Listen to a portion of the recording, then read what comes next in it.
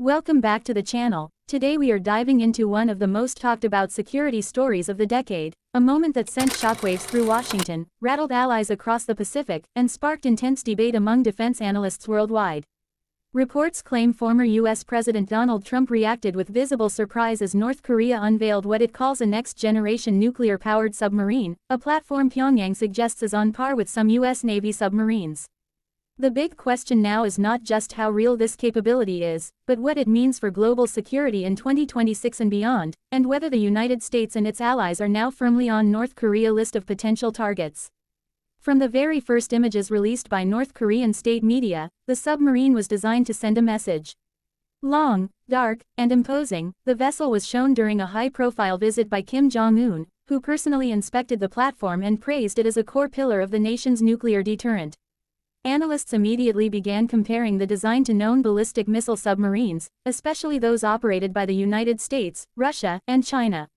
While North Korea messaging was bold, outside experts approached the claims with cautious analysis rather than blind acceptance. According to publicly available assessments, the submarine appears significantly larger than earlier North Korean designs. It is believed to be an evolution of the old Soviet-era Romeo-class hulls that North Korea has modified for decades. However, this new platform seems stretched and reinforced to accommodate vertical launch tubes, likely intended for submarine-launched ballistic missiles. Estimates suggest the vessel could carry between 8 and 10 missile tubes, a notable increase from earlier experimental models that carried fewer weapons. Even if these numbers are slightly exaggerated by Pyongyang, the leap in ambition is undeniable. One of the most dramatic claims surrounding the submarine is its nuclear power source. North Korea has not provided technical proof that the vessel is fully nuclear-powered in the same way as US Navy submarines. Many experts believe it may instead use a hybrid or experimental reactor system, or even a conventional diesel-electric system with extended endurance features. A true nuclear reactor would allow the submarine to remain submerged for months, making it far more difficult to track. Even partial improvements in endurance would still complicate regional anti-submarine efforts. In terms of size, analysts estimate the submarine could displace between 5,000 and 7,000 tons underwater. That would still be smaller than a U.S. Ohio-class or Columbia-class submarine, which displace well over 18,000 tons, but size alone does not define threat. For North Korea, even a single survivable sea-based nuclear platform dramatically enhances second strike capability. That means the ability to retaliate even after suffering a major attack, a cornerstone of nuclear deterrence theory. The missile systems associated with this submarine are equally important. North Korea has tested several submarine-launched ballistic missiles in recent years, including the Pukguksong series. These missiles are believed to have ranges that could reach several thousand kilometers, potentially placing parts of the United States mainland at risk if launched from certain ocean areas. In 2026, improved guidance systems and solid fuel technology mean faster launch times and better accuracy than earlier generations.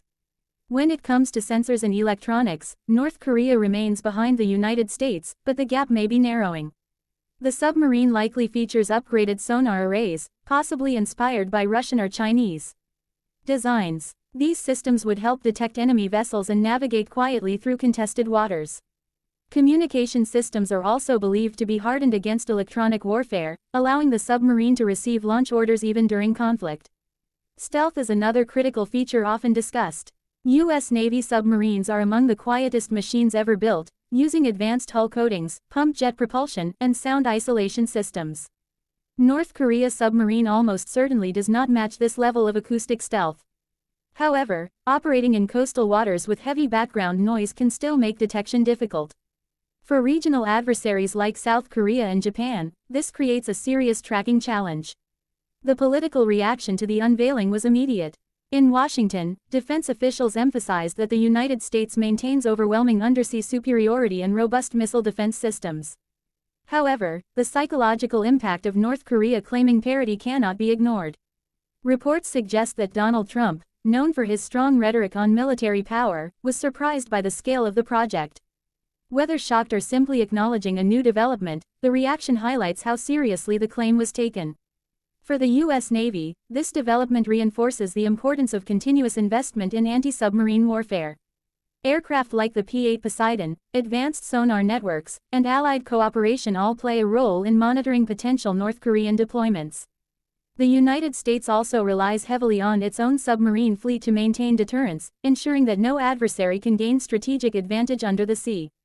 The question of Washington being on a North Korea hit list is complex. North Korean doctrine has long emphasized deterrence rather than first-strike aggression. The primary goal of such a submarine would be to ensure survival of nuclear forces, not to initiate conflict. However, the existence of the capability itself changes strategic calculations. It sends a message that North Korea can threaten targets far beyond the Korean Peninsula.